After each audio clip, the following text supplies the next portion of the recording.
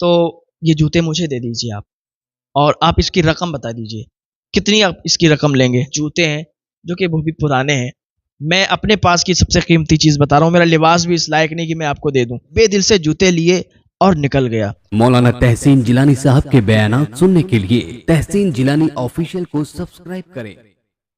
ایک آدمی بہت زیادہ غریب تھا، اتنا غریب تھا کہ ہر دن وہ مزدوری کرتا اور جو بھی پیسے ملتے وہ لاتا اور اسی سے اس کا کھانا خرچہ چلتا تھا۔ اس کی 3 بیٹیاں تھیں جو کہ جوان تھیں، شادی کرنے کے لائق تھیں، لیکن رشتہ نہیں آتا تھا اس لیے کہ وہ غریب تھا۔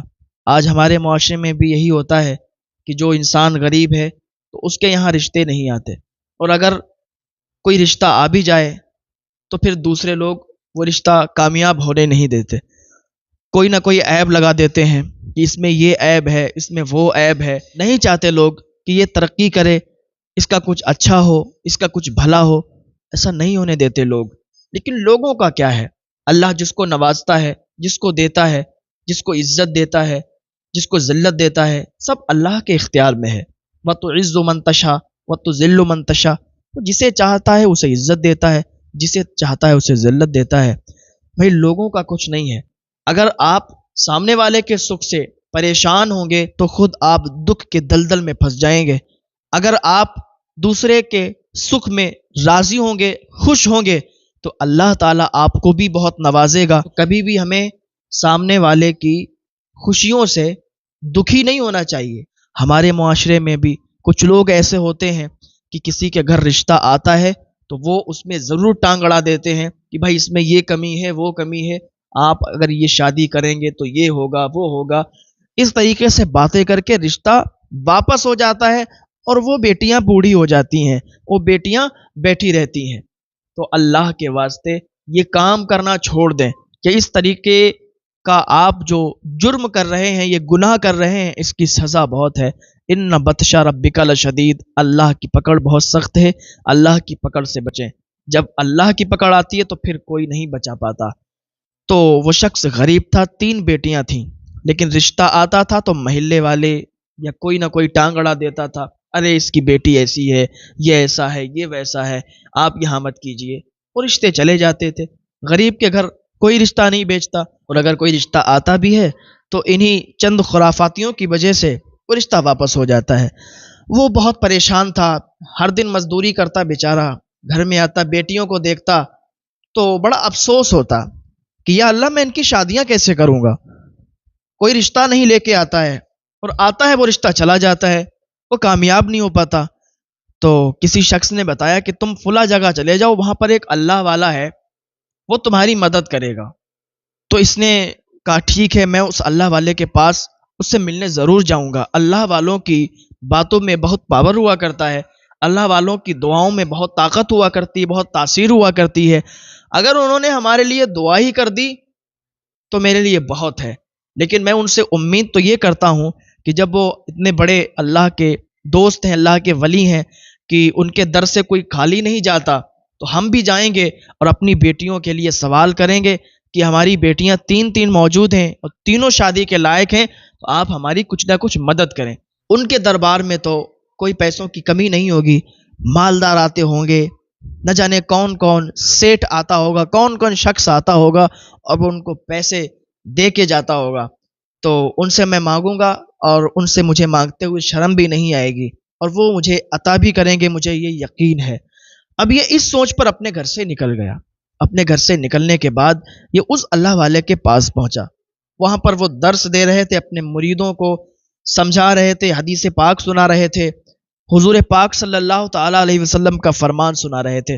جیسے یہ وہاں پر پہنچا، پہنچنے کے بعد وہاں کھڑا ہوا تو انہوں نے اسے دیکھ لیا۔ جب درس مکمل ہوا اسے اپنے پاس بلایا، کہا بتائیے کیا بات ہے، آپ کہاں سے آئے ہوئے ہیں؟ تو اس نے کہا کہ حضور آپ کے پاس یہ آپ کے مرید، آپ کے خدام حاضر ہیں، میں ان کے سامنے آپ سے بات نہیں کر سکتا، ان کے سامنے میں آپ سے بول نہیں سکتا کہ میں کس لیے آیا ہوں، کیا میری مرضی ہے، کیا میں تمنا لے کر آیا ہوں، کیا میں آرزو لے کر آیا ہوں۔ تو وہ اللہ والا جو تھا اس نے اپنے تمام خداموں کو وہاں سے دور کر دیا، کہا تم لوگ یہاں سے جاؤ، ابھی بلا لیں گے آپ کو۔ تو اب یہ اللہ والا اور یہ غریب انسان، یہ فقیر انسان آمنے سامنے بیٹھ گئے۔ تو اس اللہ والے نے پوچھا کہ بتاؤ اب کیا بات ہے، کہاں سے آئے ہو، بہت بے چین لگتے ہو، کیا معاملہ ہے؟ تو اس نے بتایا کہ حضور ایسی ایسی بات ہے، میری 3 بیٹیاں ہیں اور تینوں بیٹیاں جوان ہیں، شادی کرنے کے لائق ہیں، لیکن رشتے نہیں آتے، اس لیے کہ میں غریب ہوں۔ میں دن بھر مزدوری کرتا ہوں، شام کو کچھ پیسے ملتے ہیں، ان سے دال چاول آٹا چل جاتا ہے ہمارے گھر کا خرچ، تو میں بیٹیوں کی شادی پھر جہیز کیسے لاؤں گا، لوگ آئیں گے ان کو کھانا کیسے کھلاؤں گا؟ حضور آج تو یہی چلتا ہے نا کہ جس کے ہاں جہیز ملتا ہے، جو جہیز زیادہ دے دیتا ہے تو رشتہ آدمی اسی سے جوڑنا چاہتا ہے۔ غریبوں کی کیا وسعت ہے حضرت، غریبوں کی کیا اوقات ہے کہ وہ کسی کو جہیز دیں گے، کسی کو اپنے دروازے پر 4 مہمان بلا کر بٹھائیں گے۔ ہمارے پاس اتنی استطاعت نہیں ہے نا، ہمارے پاس اتنا مال نہیں ہے، استطاعت نہیں ہے، تو حضور اب ہم کیا کریں گے؟ بیٹیاں جوان ہو گئی ہیں، ان کی عمر نکل رہی ہے، لیکن کوئی اچھا رشتہ ہی نہیں مل پا رہا ہے، بس اسی وجہ سے کہ پیسے نہیں ہیں۔ آپ کی بارگاہ میں اس لیے آئے ہیں کہ آپ تو بڑے غریب نواز ہیں، آپ غریبوں کو نوازتے ہیں، آپ کے دربار میں کسی چیز کی کمی نہیں ہے، آپ اگر عطا کر دیں گے تو میری 3 بیٹیاں ہیں، تینوں کی شادی ہو جائے گی، یہ کام میرا بہت آسان ہو جائے گا۔ اس اللہ والے نے کہا ٹھیک ہے، میں تمہیں کچھ نہ کچھ دیتا ہوں۔ اپنے ایک خادم کو بلایا اور کہا کہ جاؤ دیکھو کچھ اگر مال رکھا ہوا ہو، کچھ پیسے رکھے ہوئے ہوں جو باہر سے، کیونکہ وہاں پر آتا رہتا تھا، لوگ دے کے جاتے تھے، نذرانے پیش کرتے تھے کہ یہ نذرانہ میری طرف سے ہے، لنگر ہوتا تھا، جو ہے باہر سے لوگ آتے تھے، مسافر ہوتے تھے، کھانا کھاتے تھے، تو سب پیسہ اسی میں جو ہے وہ خرچ ہو جایا کرتا تھا۔ تو اس خادم کو بھیجا، کہا جاؤ دیکھو پیسہ ویسا کچھ رکھا ہوا ہے، کوئی مال کوئی کچھ رکھا ہوا ہو تو لے کے آؤ، ان کو دے دیتے ہیں۔ وہ اندر گیا، خادم دیکھا اور بعد میں واپس آیا، کہنے لگا حضور وہاں تو کچھ بھی نہیں ہے اور کچھ بھی نہیں بچا ہے، سارا جو کچھ تھا ہم لوگ جو ہے یہ دال چاول اور لنگر کا سامان لے آئے، اب تو کچھ بھی نہیں باقی ہے، اور حضور جو اور پیسے تھے وہ اور لوگوں میں بانٹ دیے، اور بھی لوگ آئے تھے ان کو دے دیے، اب تو کچھ بھی نہیں بچا ہے۔ تو اس اللہ والے نے کہا اچھا کوئی بات نہیں، ٹھیک ہے تم جاؤ۔ کہا دیکھیے ایسا ہے ابھی تو ہے نہیں، لیکن یہاں پر لوگ آتے ہیں دیتے ہیں، اور ہمارا کیا ہے، ہم غریبوں میں تقسیم کر دیتے ہیں، لنگر میں لگا دیتے ہیں، تو آج تم بھی آئے ہو، ہمارے مہمان ہو، ہمارے مہمان بن کے رہو، آپ آرام سے یہاں آرام کرو، آج پورا دن انتظار کر لو، دیکھو کوئی ہو سکتا ہے اللہ کا نیک بندہ آئے اور کچھ نہ کچھ عطا کر کے چلا جائے، کچھ نہ کچھ دے کے چلا جائے، یہ تمہارے نام کا ہوگا، یہ تمہارے حق کا ہوگا۔ میں کہتا ہوں کہ جو بھی آج کا مال آئے گا وہ ان کا ہو جائے گا۔ اس اللہ والے نے اپنے خادموں کو بتا دیا کہ جو بھی آئے وہ ان کا ہے۔ کہا ٹھیک ہے۔ شام تک انتظار کیا اس نے، لیکن کوئی نہیں آیا۔ وہ اللہ والا شام کو اسے اپنے پاس بلاتا ہے اور کہتا ہے دیکھو اللہ کی رحمت سے نا امید نہیں ہونا، اللہ کی رحمت سے اگر نا امید ہو گئے تو پھر کبھی کامیاب نہیں ہو سکتے، یہاں بھی خسارے میں رہو گے، وہاں بھی خسارے میں رہو گے۔ بھروسہ کرو، صبر کرو، آج نہیں تو کل صحیح، آپ کل بھی ہمارے مہمان رہو گے۔ دوسرا دن ہوا، پورا دن اس نے انتظار کر لیا، پہلے تو خوشی خوشی آیا تھا، لیکن اب مایوسی اس کے چہرے سے جھلک رہی تھی، اور وہ اللہ والا بھی دیکھ رہا تھا۔ وہ کہتا جا رہا تھا کہ تم صبر کرو، ضرور کوئی نہ کوئی آئے گا اور تمہاری امداد ہو جائے گی، تمہاری مدد ہو جائے گی، تمہارا کام ہو جائے گا۔ دوسرے دن پورا دن انتظار کیا، شام کو کوئی نہیں آیا، تو پھر وہ کہتا ہے کہ بھروسہ کرو اللہ پر، صبر کرو، صبر رکھو، ہو سکتا ہے کہ تیسرے دن کوئی آ جائے اور تمہارا کام ہو جائے۔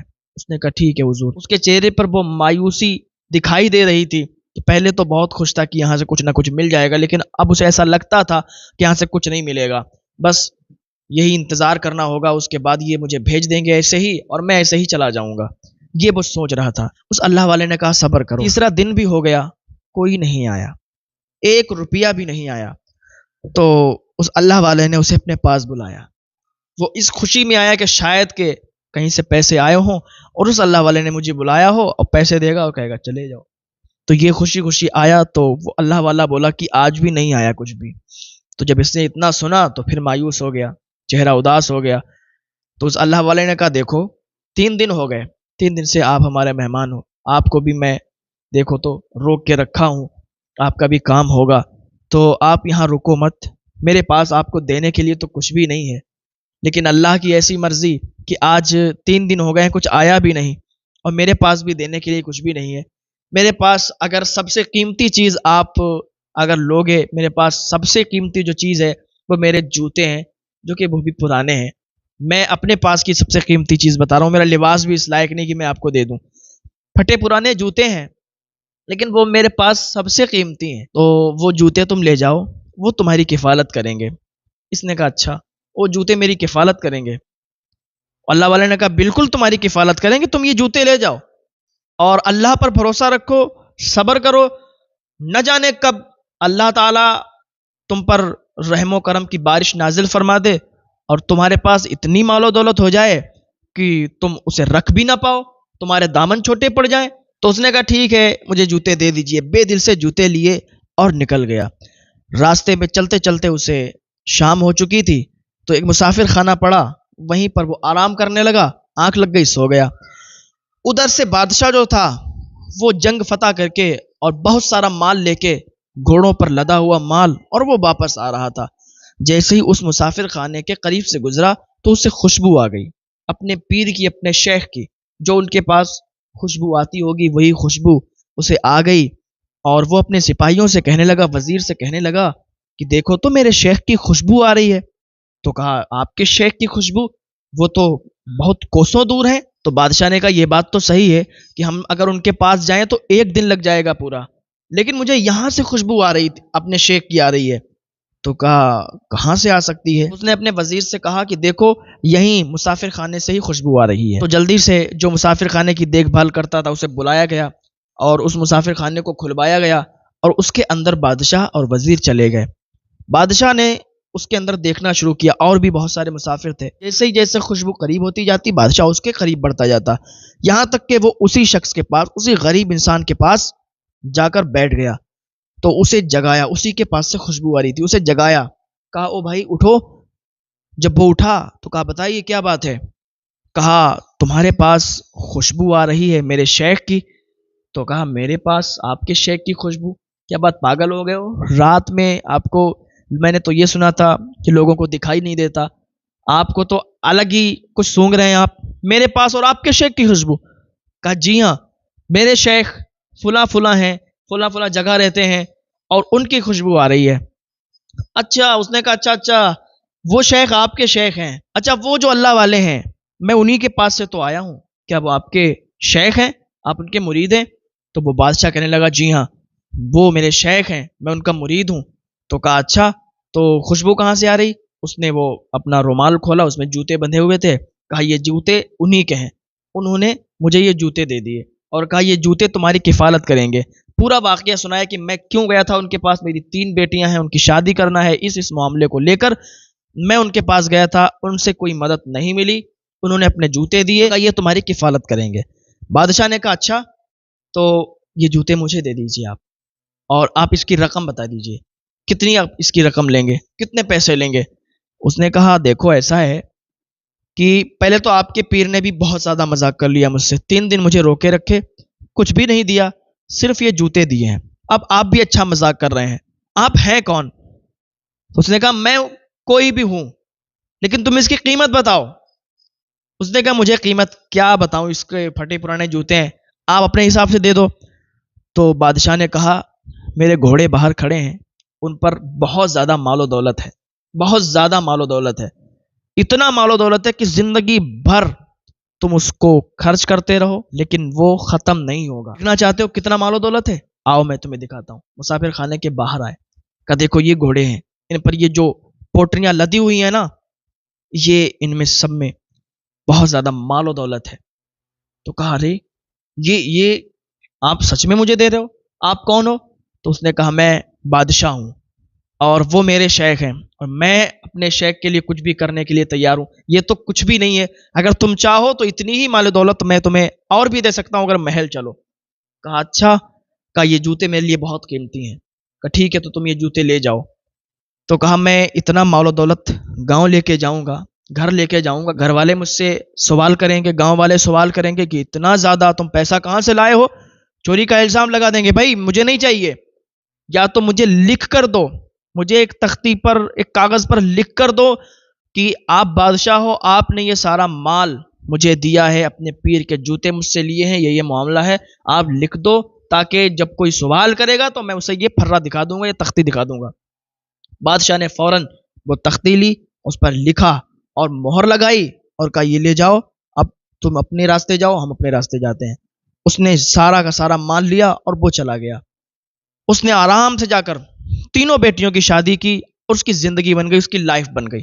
ادھر بادشاہ جو تھا اپنے پیر کے پاس، اپنے شیخ کے پاس گیا اور ان جوتوں کو اپنے سر پر رکھ کر اپنے پیر کی بارگاہ میں گیا۔ مرید اور تھے، وہ دیکھ رہے تھے، خدام دیکھ رہے تھے کہ آج بادشاہ کو کیا ہو گیا ہے، اور یہ وہ جوتے جو اس شخص کو دیے تھے آج یہ بادشاہ اپنے سر پر لا رہے ہیں، کیا معاملہ ہے؟ تو بادشاہ جو تھا وہ اللہ والے کے قدموں میں گر کے رونے لگا، کہا حضور یہ آپ کی امانت ہے اور یہ آپ ہی کے پاس اچھی لگتی ہے، یہ سب کے پیروں میں جائے یہ مجھے منظور نہیں ہے۔ تو وہ اللہ والا کہنے لگا کتنے میں واپس کیے؟ کہا حضور جتنا جنگ فتح کر کے مال و دولت ہمارے پاس تھا وہ سارا کا سارا اسے دے دیا۔ کہا بہت کم میں سودا کیا، میرے جوتوں کو اتنی کم قیمت میں تم نے خریدا؟ کہا حضور معاف کریں، ان جوتوں کے لیے اور آپ کے لیے تو اپنی پوری سلطنت قربان ہے، اگر وہ پوری سلطنت مجھ سے مانگ لیتا تو میں پوری سلطنت دے دیتا، لیکن اس نے مجھ سے مانگا ہی نہیں، وہ اتنے میں ہی خوش ہو گیا۔ حضور اسے اتنے میں ہی لے جانے میں دقت آ رہی تھی، تو حضور میں تو آپ کے لیے بالکل تن من دھن